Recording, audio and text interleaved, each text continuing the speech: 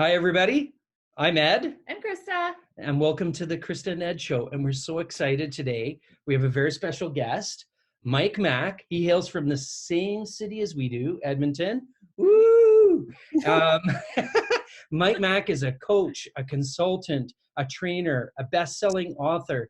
He you just had a book come out in November, Relationship for Keeps. You're co-owner with another gentleman with a company called X5 Management that does coaching and consulting.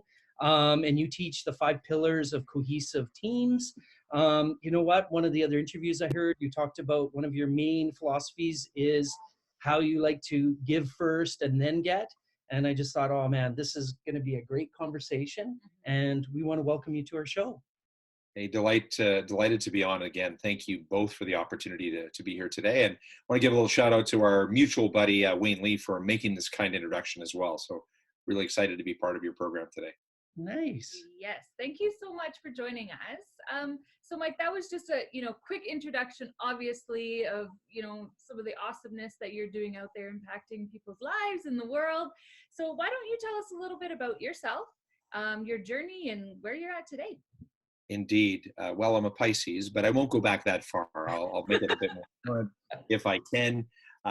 So I am a born and raised Saskatchewan farm boy originally. So I had the good fortune of moving in a former career to Edmonton now about 22 years ago. So love this amazing city and province that we live in as well, and really entrenched myself in this marketplace, being involved in a number of associations, and my friends and family and network are here as well, and delighted to be part of that.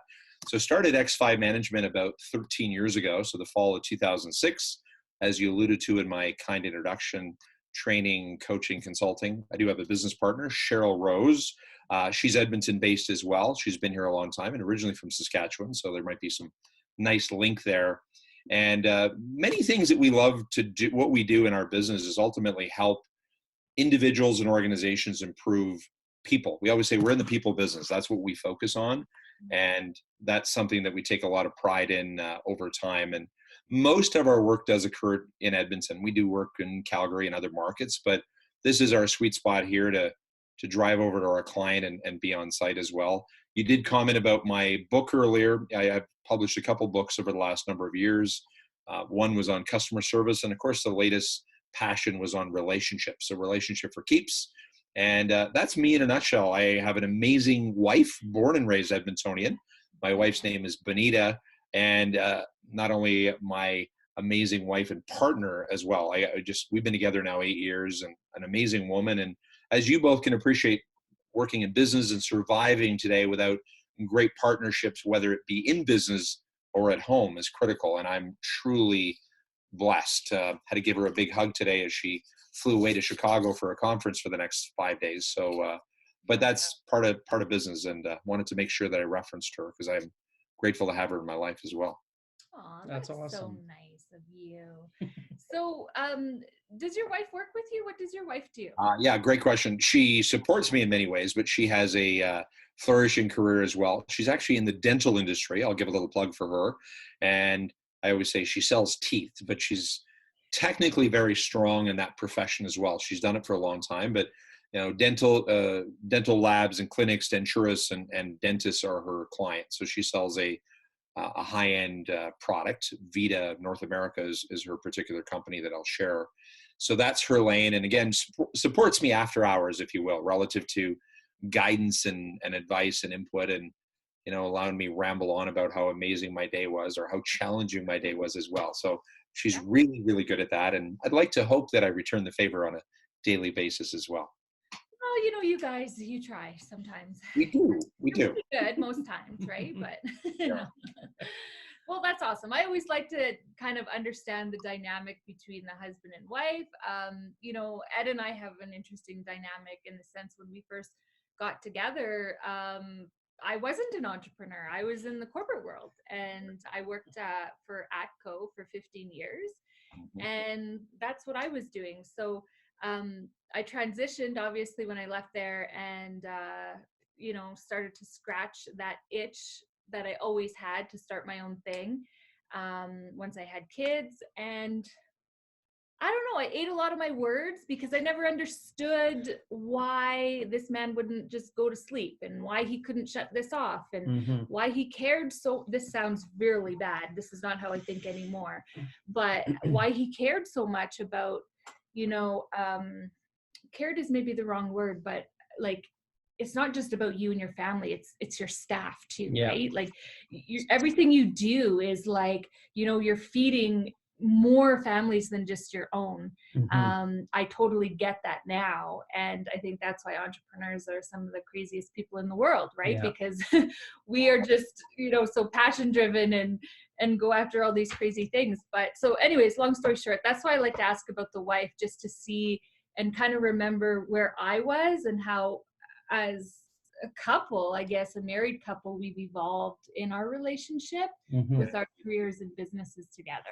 Even in the you know, you talked about it, some of your other interviews and everything, is that whole like networking and relationships. And I remember when I first met her, I was going to networking events almost every night. And she's like, why do you have to go to that? Why can't you just call them?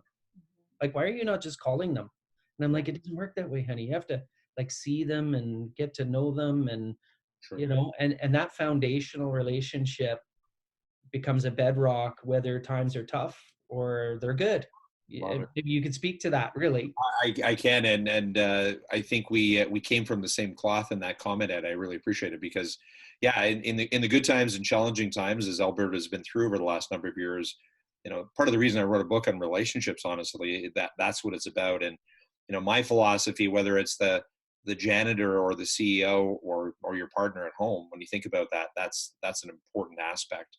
And that FaceTime is still critical. We can benefit from social media as well and making those connections over time. But yeah, breaking bread together and having a conversation with people is incredibly important versus just sending out an email.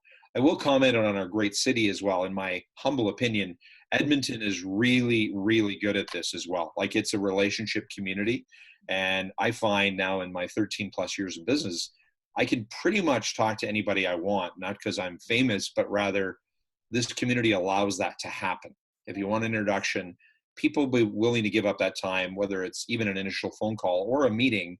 Most people that I've ever reached out to will definitely offer to do that. And it starts with that cup of coffee that you might have had 3 years ago as well, to build credibility and perceived trust as well, which I might talk on later, which was really a big catalyst in the book on like, respect, and trust. And that doesn't happen in 5 minutes, right? It's a process that you got to build over time. So absolutely.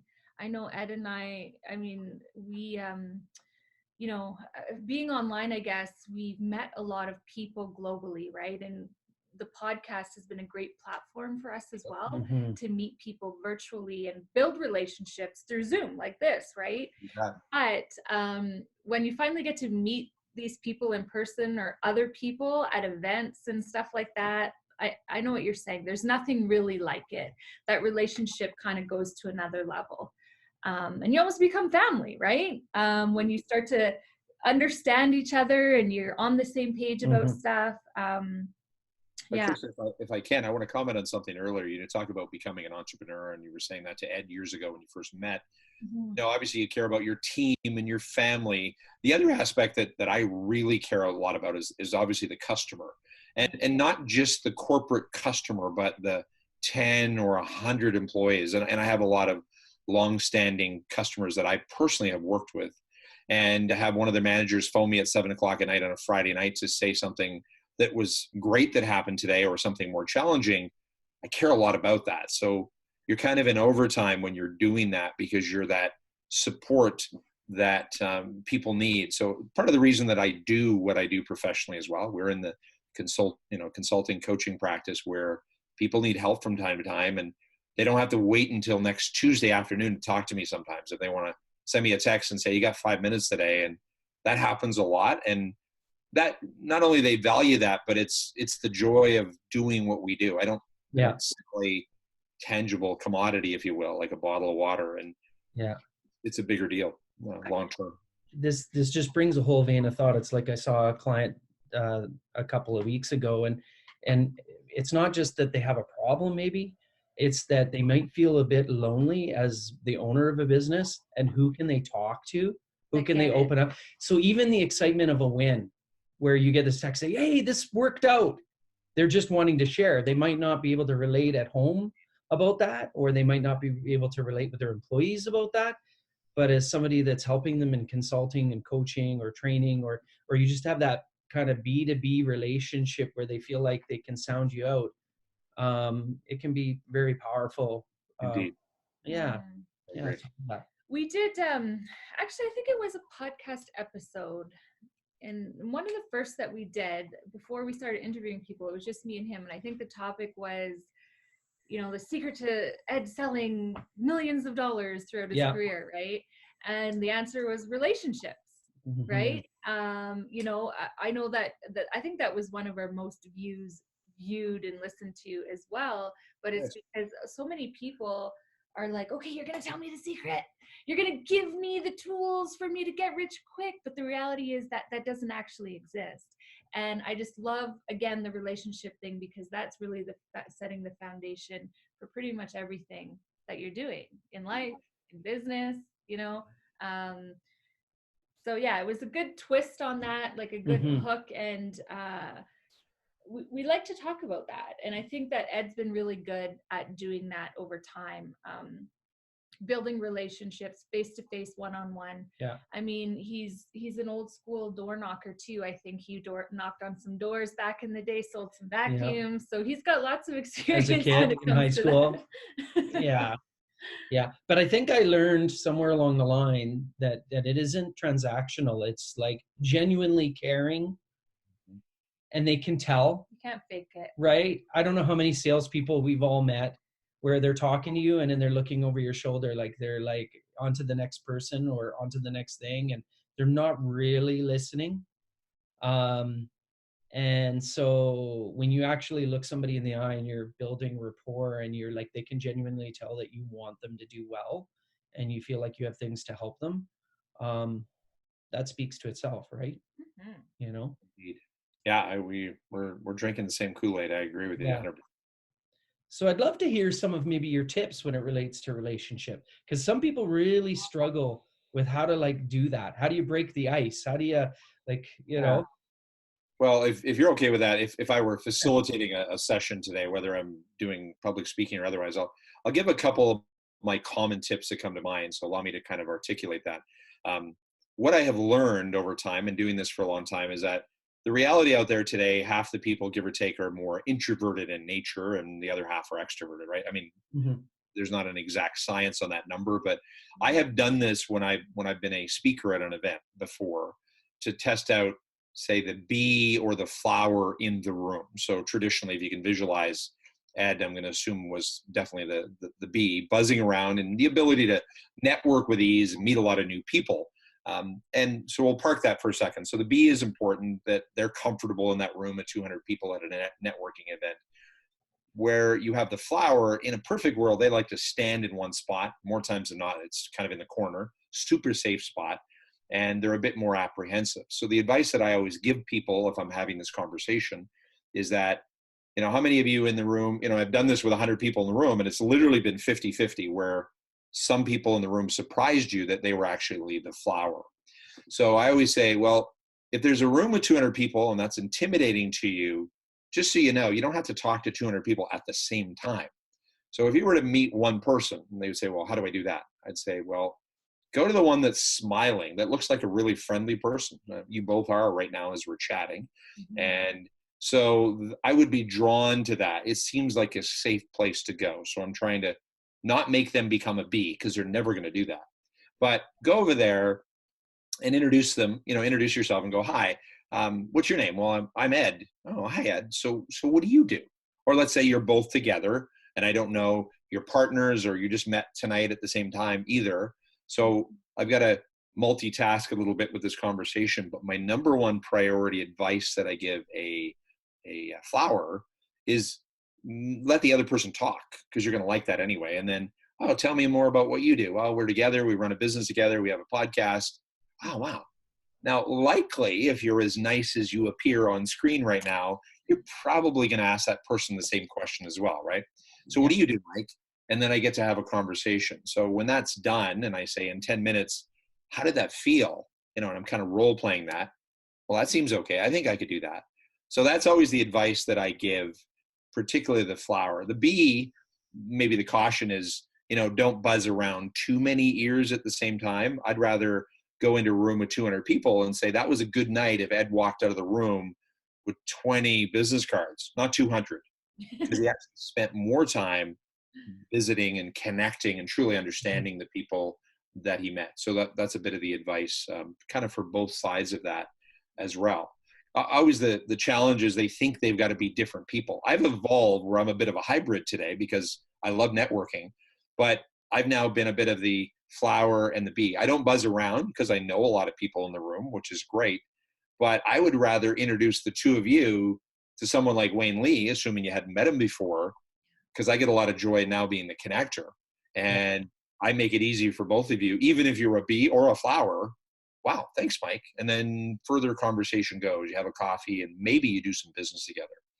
The other aspect that I'll share, if I'm continuing on a role on the relationship side, is the concept within my book that was really the foundation around LRT again, not to be mistaken with our light rail transit system, but like, respect, and trust.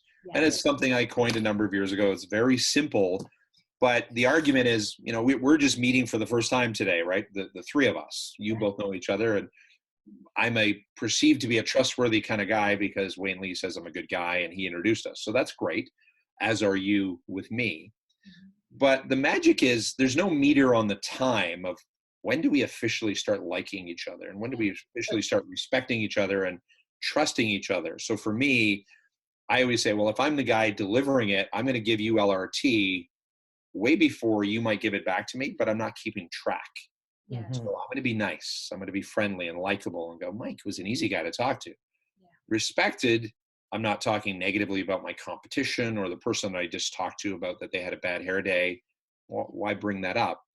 Trust could be really simple, that I said, hey, tomorrow morning I'll email you both back that information, and I do. And a year from now, that LRT just continues to build over time. So those are kind of two foundation. Maybe the third bonus that I'll throw in quickly is in the book as well, but around centers of influence. And for me, those are those trusted people in our life. They could be family members, they could be a client, and they could be the janitor, quite honestly, or your sister in Saskatchewan, like me, that respect and trust you. And the theory behind centers of influence is that you don't have 1,000 of them like you do LinkedIn connections, but rather 20 or 30 that I know I can reach out to. And again, Wayne Lee's getting a lot of plug today, but he deserves it. Wayne is one of my centers of influence for the last 5 years. And if Wayne texts me tomorrow to ask me for anything, I would deliver. And I know he in turn would do the same. So we're probably both each other's respective center of influence. In fact, I just introduced him to somebody a couple days ago. He in turn introduced me to somebody last week, because we're centers of influence. Hey, Wayne Lee's a great guy. You got to meet him. That's it. So those are the three things that come to mind. There's many more, but those are the ones that I talk about the most, that anyone, regardless of your profession or your comfort level for building relationships, can benefit from. I like how you broke that down. I think there's a lot of people that you meet or just over the years where it's like, hey, let's go to this networking event. And they're just like, oh, what do I talk about? Like, where do I even start?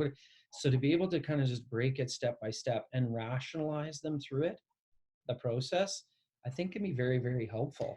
I think you get overwhelmed, right? Yeah, I think that, honestly, I'm going to use that and think of that because I am the flower, right? I'm like an introverted extrovert, right? If I'm in the right mood and if I know enough people, then I can go with the flow. But I tend to be more kind of reserved. And even as you were talking before you dissected it, when you said a room of 200 people, I almost could feel the anxiety.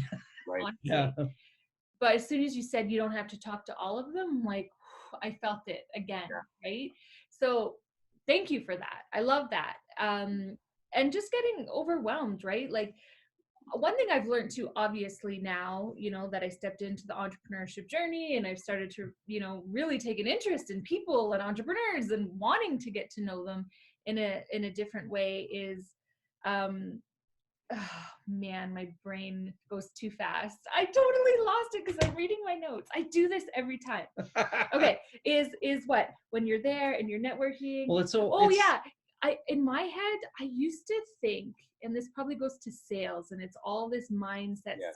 I used to think that if somebody's trying to sell you something, it's like it's bad or it's dirty. I don't know if that's the right word, right? So I used to think if I go to networking events, I have to be like, hi, my name is, and try and sell somebody something, which is absolutely ridiculous.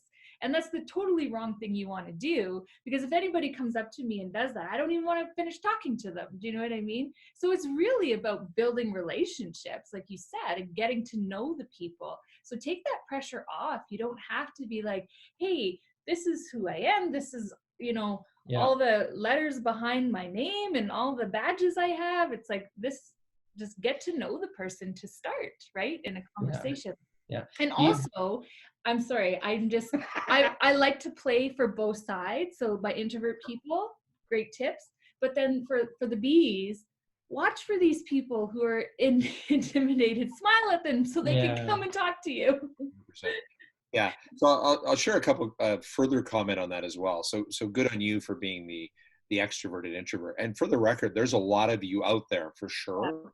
And if you were to have interviewed me 10 years ago, I likely would have given you different advice, because I've learned to appreciate the introvert even more, because if given the opportunity to talk, they got amazing things to talk about, but it's that fear. So, not that we keep this safe zone, but a lot of times if we followed up with a coffee later, and it's always tricky if it's gender, male, female, whatever the case may be, there's a caution on that, or a perception of it anyway, but rather that conversation one-to-one, more times than not, gender aside, is way more robust, because now it's easy. It's one-to-one, and Starbucks, and we're having this conversation as well. So I'm always mindful of it. The other I have two quick comments that are important to reference while we're on the roll of this topic. And one is a book that I read years ago that I'm a big fan of is John C. Maxwell, and he's a leadership guru, as you likely know, but everyone communicates, few connect. And I often joke, if you don't have time to read the book, there's a big paragraph in his book that's in bold font, and it says, connecting is all about the other person. Get over yourself. Yeah. So if you're going to meet with someone, you don't know yet they're a bee or a flower, you can figure that out in about 30 seconds. But regardless, I make it all about them. Yeah. And here's what happens. Krista will then ask what I do. People like Ed and I, sometimes, not all bees are guilty of this, but they don't make it about you at all later. And this is a nice segue to my final point. And the line that I've used in the past is, don't hand out your card like a blackjack dealer. So when I hand out a business card, and this is a bit of a test for me, and let's say we meet at a networking event next time, and I'm pointing to Krista on this because Ed, I know you would do this anyway, but we had met, or you're more confident going to a networking event now because you're not scared about the 200 people anymore, because you can just meet one person at a time. Yeah. But some people will do this to me when I hand them, I'll say, hey, could I get your business card, Krista? And you give it to me, and I hand mine over to you.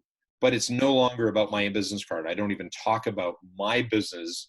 And I look at yours, maybe there's some cool certification or 50 best managed company, which a lot of people in Edmonton work for organizations like that. So I'll make it about that. One of two things will happen.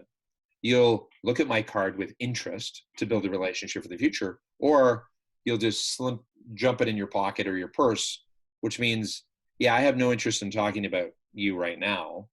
Not a deal breaker, but it's a bit of a flag for me that you may not have an interest in developing a relationship as much as I do. Yeah. And I'm okay with that.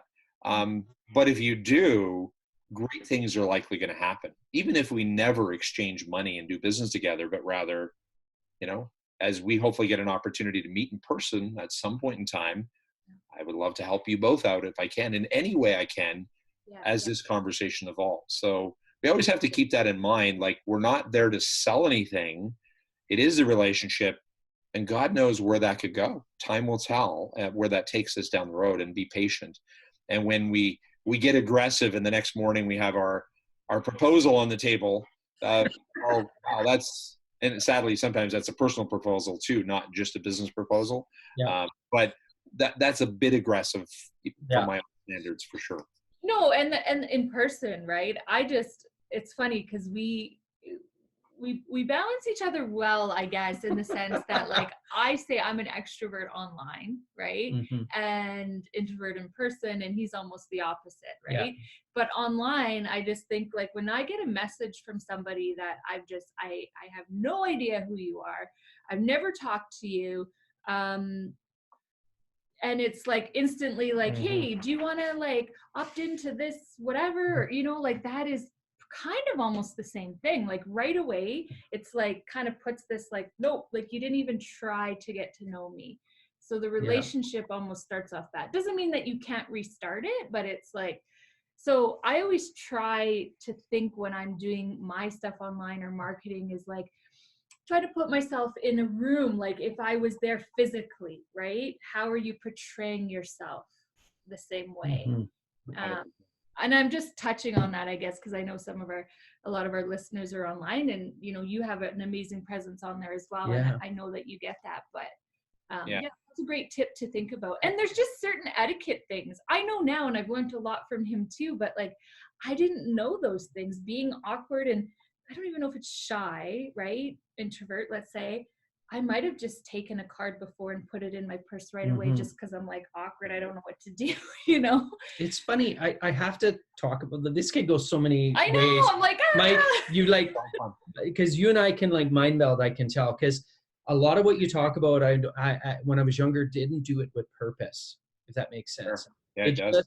I would connect with people. If there was a room of 200 people, I would maybe connect with somebody. Like I know some people that are like business development will like fail fast. They'll like, hey, how you doing? Oh, what do you do? Oh, you sell Tupperware. Oh, and then I'm not that type of guy. It's like I'm talking to somebody, I'm genuinely interested. We have a great conversation, a great connection.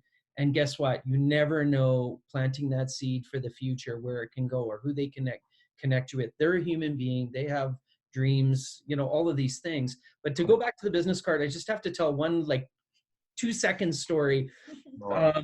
So I spent a short time in the jewelry trade.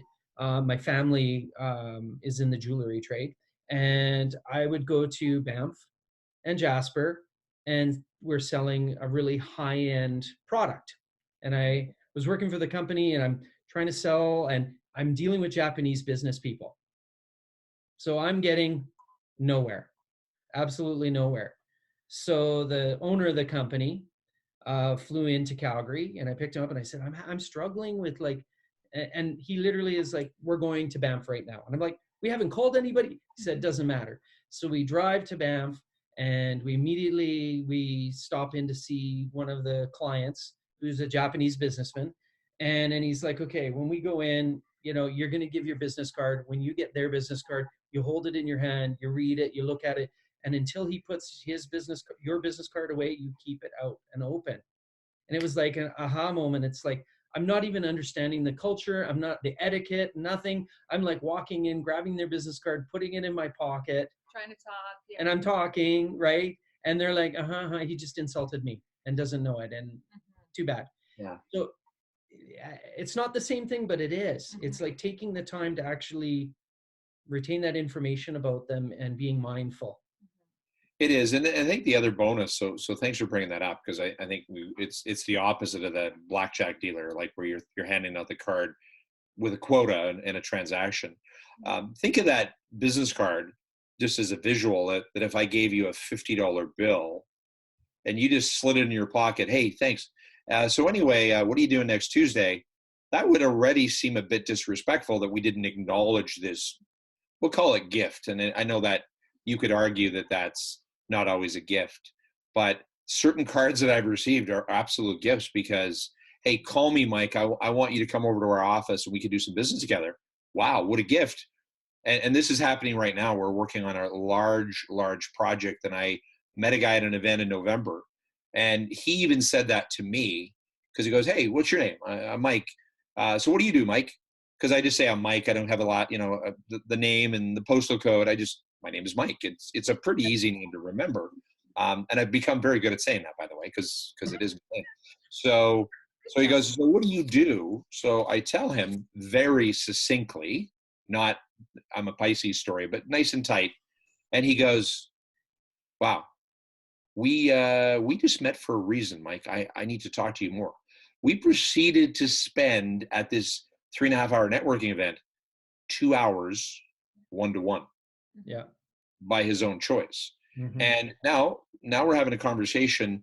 And one of the things I'm so grateful for, and we haven't even exchanged business yet, but he came back on an email, a text last week. He's down south for the winter. And he said, Mike, remember I told you things happen for a reason.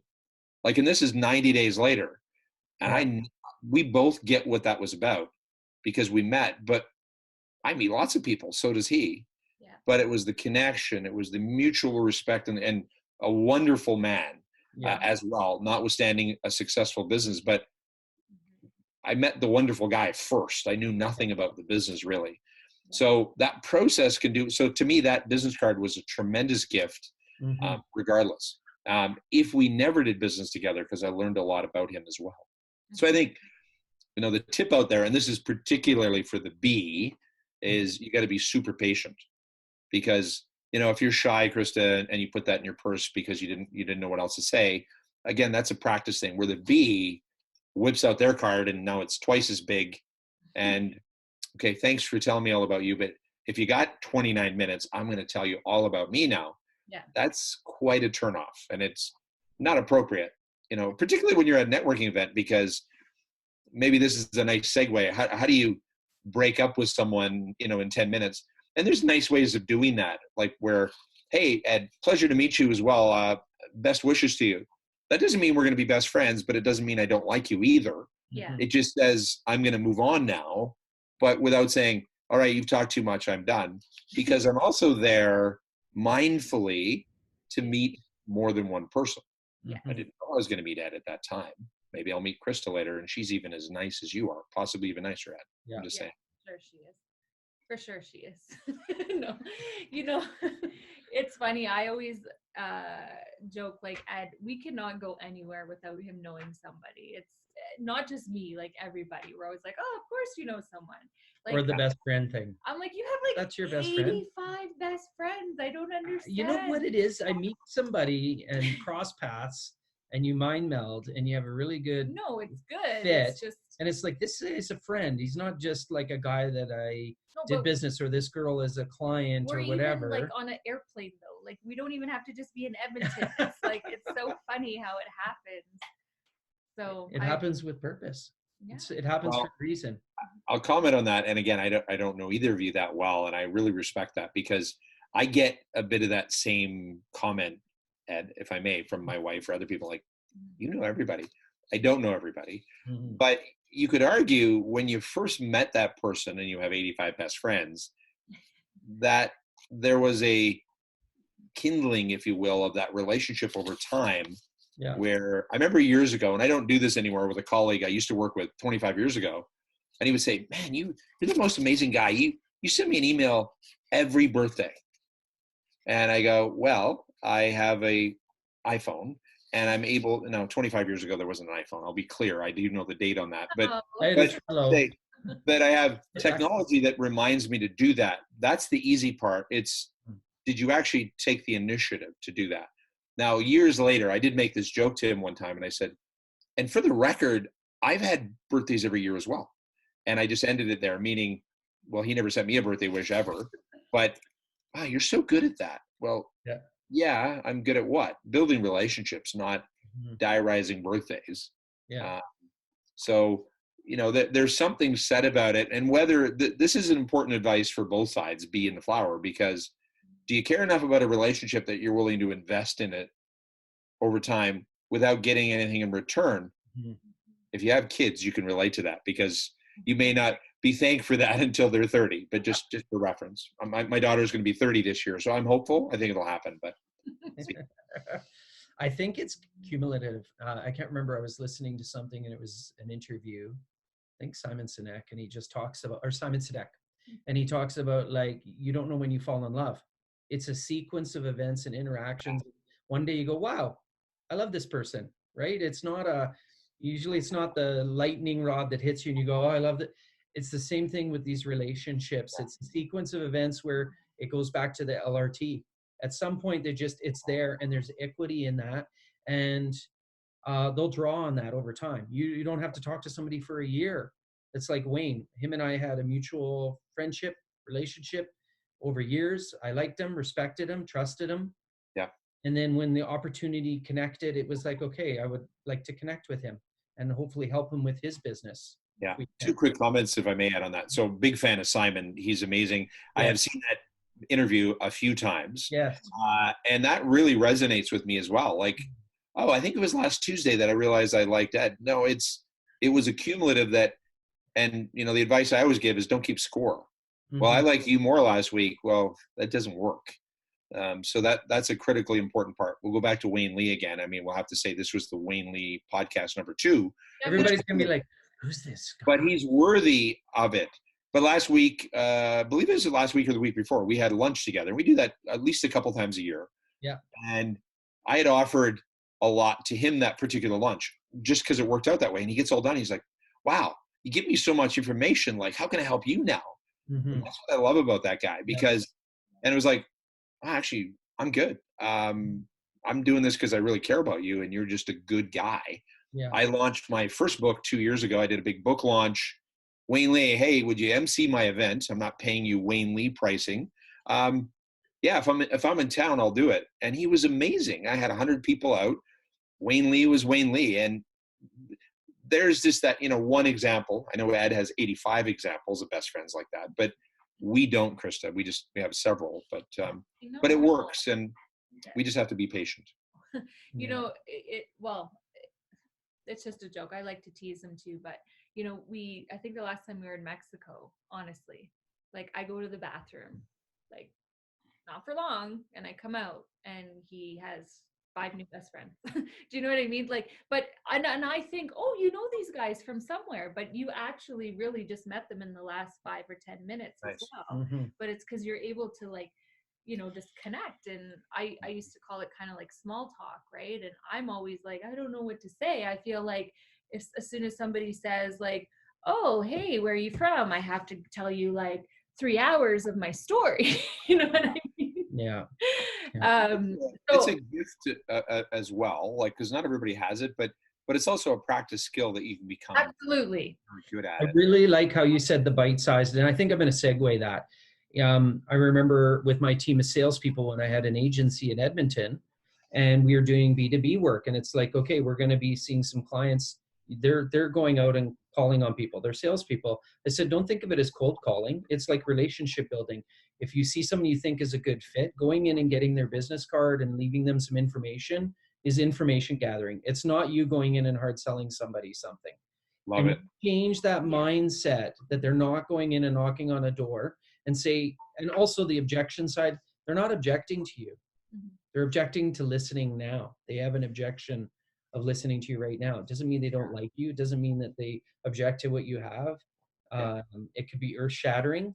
It's just that they're not in the mindset and the right place at that time, but you gathering some information can lead it in that right direction, and you plant the seeds, and they can, you know, happen the same day, or they can happen in 2 years. And I've had those situations happen many, many times for both of them. And I'm assuming that that's some of the stuff that you work on related to the management side and coaching and training, right? 100%. And, you know, a lot of great coaches in the marketplace. So we coach in a lot of areas. So whether it's sales or leadership or management and so on. But if we use sales as an example, the reality is that if I'm a coach that happens to be a relationship guy, well, that's the model that I'm coaching on. Hey, I'm going to give you 10 tips how to be the most arrogant, aggressive sales guy. That's never going to happen from me. Mm-hmm. I have to believe that in today's environment, that doesn't work anymore. Now, if you remember the movie back in the day, this is probably 25, 30 years ago, it was Glengarry Glen Ross. Alec Baldwin's a sales guy, and they're selling land and investment transactions. You'll have to check it out on this clip because he references the ABCs of, you know, always be closing. But Glengarry Glen Ross, it's on YouTube. I did get this and watched this movie many years ago, and I'll say how long ago. I went to Blockbuster and got the DVD. Oh my gosh. So, and I'll share a bit of a story. It was an old boss of mine many years ago, because he was very aggressive. He goes, Mike, I want you to go watch this video and then you present it to your sales team. So I watched the video. The second part never happened because I'm like, nope, not showing my sales team this video.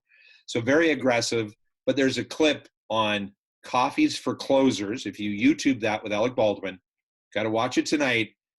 And there's more, and I will not repeat it all for a giveaway, but there might be some language that are offensive to some, and you don't have to edit that out today, so we won't do that. But the point there is, you know, always be closing, you could argue, and I'm just coining that now, but always be connecting, much to your point, Ed, way better. That's how that works. Can I digress for a side point? Because we talked about amazing partners at home as well. So my beautiful wife, Bonita, I can publicly share this. Maybe I didn't 8 years ago, but we met on eHarmony, and we're both living in Edmonton. So we share this story because I knew a lot of people, but I wanted my future soulmate. We were both married before, and looking at that. So going online and meeting someone, you know, just like LinkedIn, you could, who do you want? Click and there's a pretty face. Sure, that works. But one of the things that I admired the most about her initially, and it's her today to the T, that's why she's my perfect partner, where she had reached out rather than using the canned lines on eHarmony to say, hey, I see in your pictures that you like mountain biking. We should get together for a ride in the River Valley sometime. Well, that was really easy to respond. We're both extroverted, by the way. She's somewhat introverted, like you, Krista, as well. But that's where it started. It wasn't this awkward conversation. It was like, well, yeah. And she's a hardcore mountain biker as well. We've tamed it a bit over the years, but we've done a lot of really cool stuff in that regard. But it was about connection. Like, what did we have in common first? And then take it from there. Don't make it super complicated and transactional and salesy, if you will. Yes. So there you go. Interesting. I've grown so much, though. Well, that's awesome. I hope we all have it. Right? I love to hear this because I just think about, you know, again, like how I was before and just how I see that. And I love talking about this stuff too, because Sure.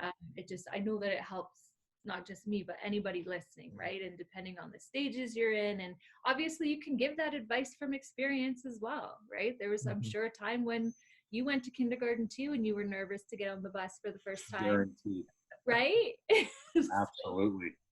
Yeah, and that's a practice skill over time, and I'm fortunate that I am extroverted. It comes in handy for sure. But I will say on that note, you could say that that's a handy skill. But I always like to give a plug to Toastmasters, because I was a member of Toastmasters for 14 years, and I did a lot of speeches in Toastmasters. And a lot of people go, "Hey, you're a pretty good speaker. What did you learn at Toastmasters?" And I'll tell you what, I said, well, the number one thing in 14 years that I learned at Toastmasters will surprise you. And they'll say, what is that? I said, I learned to be a really good listener. Yeah. Because when there's a room of 20 people in Toastmasters, you're either talking or you're listening. There's not both at the same time. So I have learned that, being the extroverted guy, when I'm talking to someone that's a bit more timid or introverted, I can stop talking and make it all about them. And it now becomes natural to do that, where I wasn't as good at that before. It was like, I'm probably talking 70% of the time, not 50-50-ish, roughly. So it does take practice, and we get caught and we get sidetracked because our world's way more amazing than that other person we're talking to. But if given the opportunity, we might learn some really, really amazing things. Absolutely. Yeah. So what would you say is your superpower? Yeah, it's funny, I don't think it's superpowers very often. I probably like, superhero shows back in the day. And great question. I think the answer that comes to mind, because someone asked me a while ago a similar question, but different. They didn't reference superpowers. But I would have to say it goes back to our conversation, and it's relationships. But it's two-pronged. My superpower, and I use a line that I've been trained on relative to my unique ability. So what's Mike Mack great at? The ability to connect with people and build trusting relationships quite quickly. I've been blessed to being able to do that. Comes in handy on the business development front, definitely on the coaching side, and even with my mother-in-law and father-in-law when I first met them 8 years ago, for sure. But so that's an important part. But I'd say my superpower has now evolved. So I have like extended superpower that my biggest joy, as I said earlier, is connecting to other people. That I get a rush out of that. And I did that 3 times this week already, and it's only Tuesday on a long weekend, where, hey, krista and Ed are great people. You should meet John. And I get a lot of joy, and everybody's like, wow, thanks. That took me 1.5 minutes to do that. And it's like sending the birthday cards out 10 years ago, or the birthday email. It's not hard to do. It's by choice, right? It's on purpose, as Ed commented on earlier. So I think that sums me up in a nutshell. And I always say I'm not the smartest guy in town, but having LRT, I would protect that over giving up my MBA. I'd give my MBA up any day to keep that. Yeah. Because that's all you have if you don't have that, right? Yeah. I know, she teases, we joke about that, because she's like, Ed's the guy who knows the guy. And so it's funny you say this, because I do that a lot. I try to connect people with, from a selfless standpoint. Really, it's like, okay, I need this help in marketing. Who could help me with this skill set? And then try to connect people. And I do that a lot. I think I've done that for many, many years. It's a great superpower to have. I will apologize to you after this podcast a little bit and say, now I see it. No. Sometimes it takes just hearing it from someone else. I think, Krista, I'm not running the show here, but you should have like a public declaration to say it, so it's not. Oh, no, it can't be recorded. This can't be recorded. She's going to delete this part. No, I'm legit. No. The compliment will come offline. Okay, I get it. I'm just kidding. Yeah, I mean, I do, and that's just me teasing you and stuff. And I actually admire that. I do admire that as a superpower, because like I said, I feel like I don't know how to break the ice. I'm not good at the transitions, right? And I'm always like, wow, you can always just walk in a room and like everybody loves you, but not a bad thing or whatever. But the flip side is when have her talent, which is showing her heart and communicating online and developing a tribe and having people that love what she puts out. That takes a skill as well that a lot of people struggle with. And if you're more a face-to-face guy like I have been, it's a harder to do. Like it's a whole other skill set, really. Yeah, and I mean, a quick compliment to you both. I mean, while we're doing podcasts and on Zoom today, you have a real kind of magical dynamics here, and this has been a fun conversation.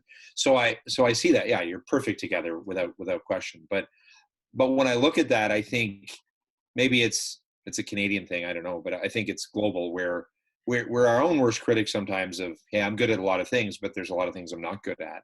And just be mindful of that. And if you can do that with a partner, business partner, or a life partner, that really becomes, handy. My wife, Bonita will say at times she's introverted and I like networking more than she does, but she gets in a room, she's very comfortable. It's less exciting for her, but she's really good at it. I don't have to hold her hand, literally, because she can do that. But I'm also mindful that she doesn't want to do that for 3 hours either. And I respect that. So I think play to our strengths and be genuine. I think that's, if we're going to meet for coffee later, we want that to be the same person that we were attracted to, whether it's the energy, the charisma versus the analytical side that we're looking at. My accountant is less outgoing than I am, but I really like the fact that he's highly analytical and gives me really good advice. Yeah. Very direct statement, and it's not a long sentence. It's like, this is what you should do, not this. Yeah. Leverage our strengths for sure.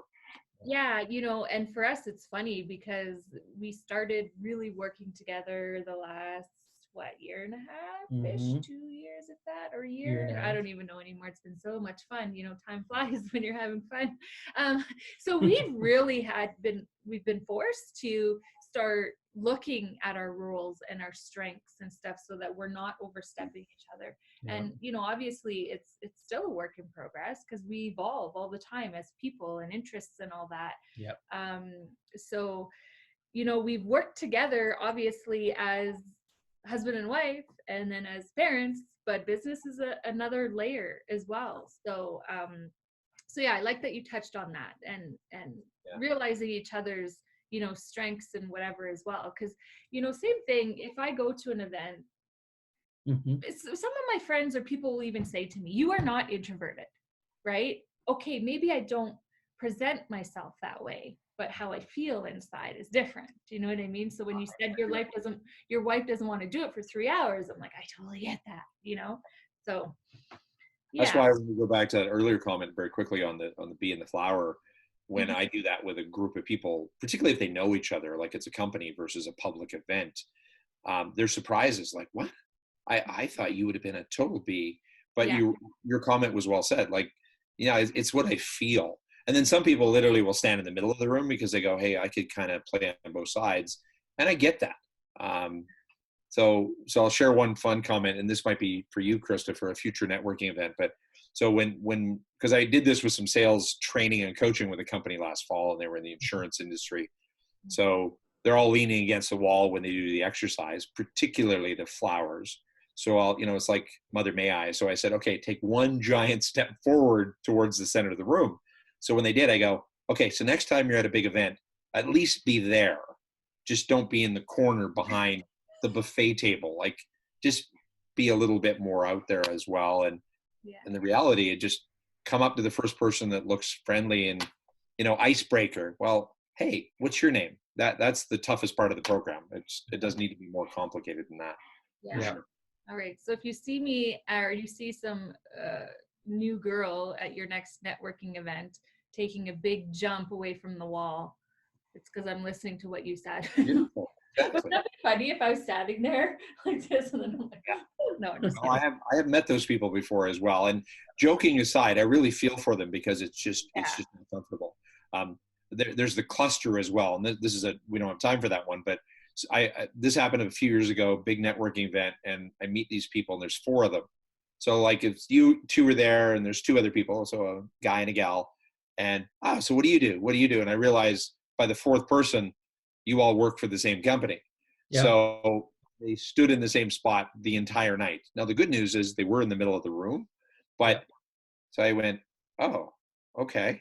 So I kind of joked. I said, you might want to mingle a bit because you might need to meet somebody else tonight, you know, as being a bit of a smarty pants after, because they were really nice people, but all of them were super uncomfortable doing that. And maybe one in the room was a bee, but they were also protecting the other individuals that didn't want to network on their own. And it's super hard. It's very stressful.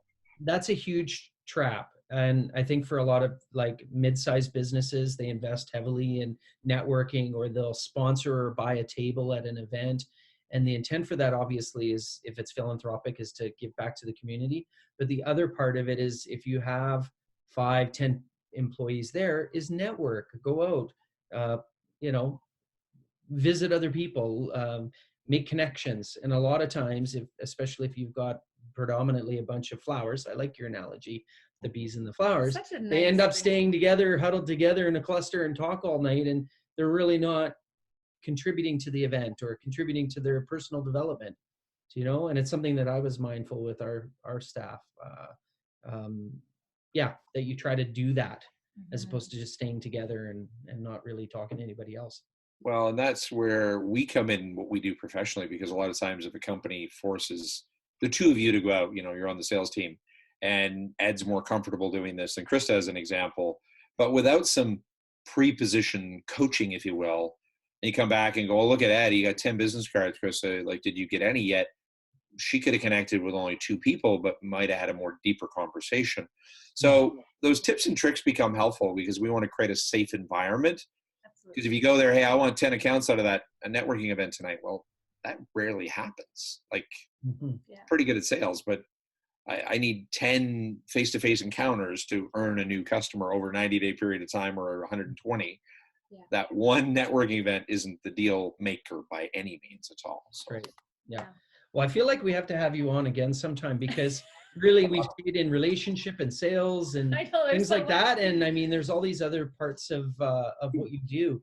So we'll have to do that. So, do you have any questions for us? We always like to ask. I have a couple, because one of the things that I'm always grateful for is that when I'm given the opportunity to be on a show or a podcast, and I've been blessed that I've been on a handful of them in the last 6 months, and my book played a factor on that, which was great.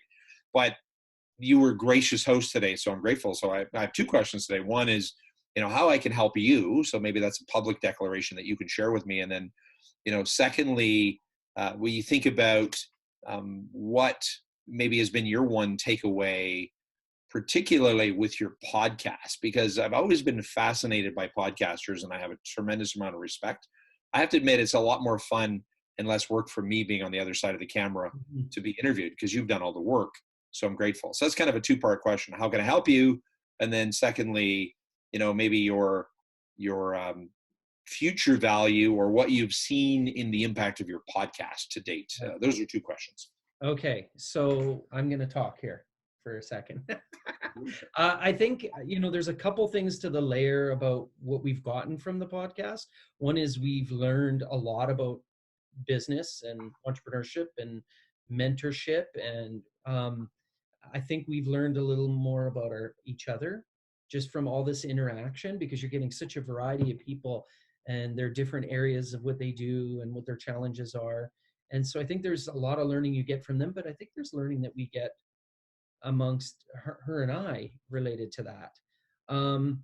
And the relationships from doing these podcasts. I think some of our really good friends that are like-minded end up coming into play. Do you know what I mean? That whole, like, who are the 5 people around you that influence you and help you and elevate you?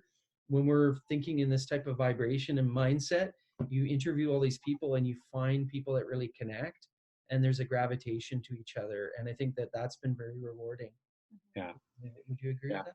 Yeah. I mean, how can you help us? Okay. First thing, sorry. I have to do this in order because I have my notes. I mean, you've helped us a lot already today just by being a guest on the show. My pleasure. Honestly, like I love everything that you shared. I love to learn from other people. And it's a passion of mine. It's one of the reasons, why the podcast did come to light to start with. If I'm being honest, there were 2 purposes. One, I was nervous to start working with him because we're both, we've already kind of planted our seeds and we ran our separate businesses and have our own ideas and different styles. And I thought, this is a common ground where we're going to have to communicate in one area that we're both interested in, right? So maybe the intent, the beginning thought process was that, but then also, I'm a huge advocate of finding your tribe and your community. And this is a way as well as, I can help other people who are doing good things in the world, right? Entrepreneurs, and help them spread their message. It's a platform to do that. And then also, to rapport build. And it's comfortable for me, right? Because I'd rather do this, to be honest, than be in a room. So that was my whole thought process behind it. But I've also really realized that I'm starting to find my voice more as well.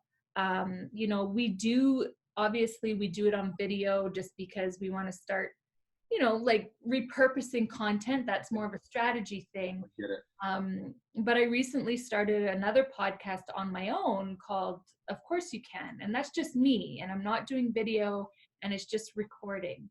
And that's really going to be just about me, another journey I'm on to try and grow as a person, share more of my heart, and just push myself to give myself permission.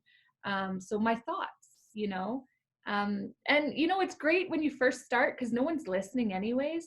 So it doesn't matter what you talk about, right? Yeah. And you can also always press delete, but that's really been the purpose of it. What I found from it is, we've just really been growing our community globally. And it's funny because when we interviewed Wayne, we realized we have not been interviewing people in Edmonton.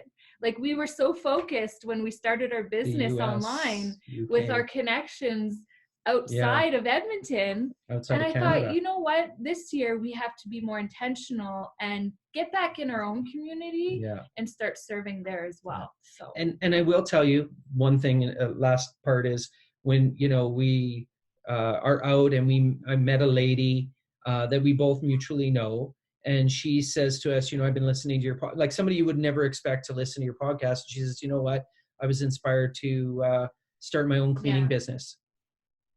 Like I started my own business just from listening to us. I started my own business and I'm forging ahead with it. So if we can impact one person's life and they're bettering their life, and there's other people that we'll get feedback, and you're like, wow, really? Well, like not what we expected, but that is warm and rewarding to do that. There's different platforms and there's ways to do it. And understanding your audience, right? Which is number one. And your reach and what is your purpose? What drives you, right? I'm going to say most entrepreneurs, there's some sort of impact that you're wanting. There's that something that you want to. When we hear feedback like that, it's like, I don't know, like there's no money exchange, but I just feel so happy, you know? You've inspired somebody, and a lot of times you don't even know who's listening, but everybody consumes information in different ways as well, right? So, I mean, podcasts, I never even started listening to podcasts until about 2 years ago myself. But you know what? I do now because I'm busy, or I have to fit it in between my kids or between whatever.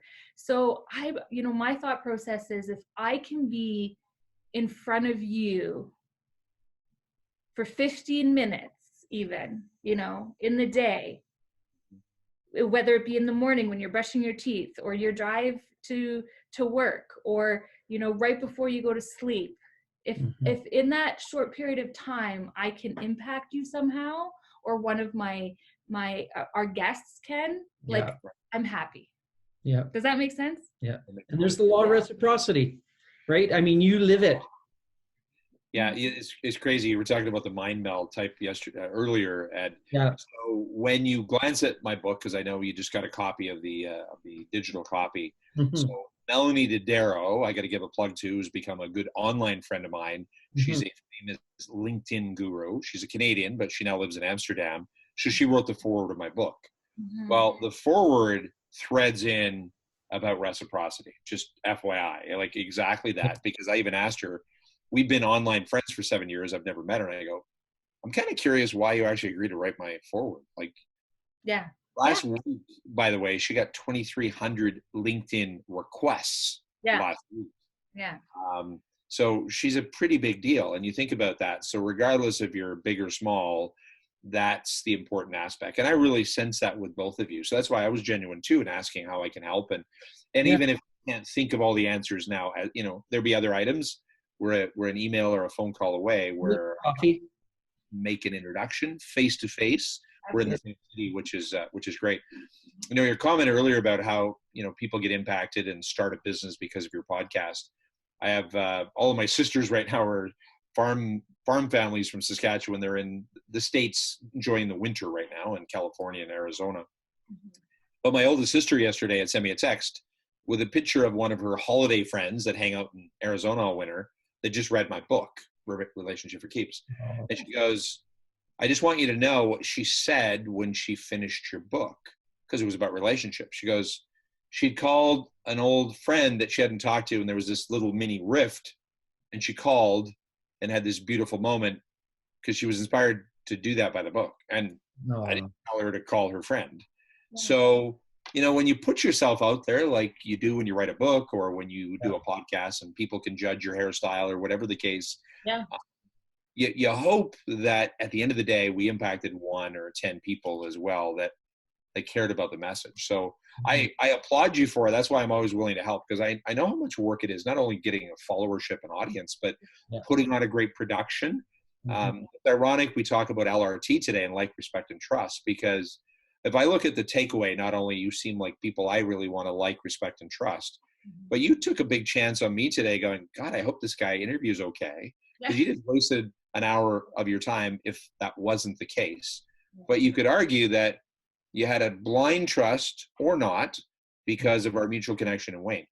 And I think, doing that, what's the risk other than you wasted your time and you got to go find another interview? But that trust is really powerful. And do we need to wait 99 days before we trust each other?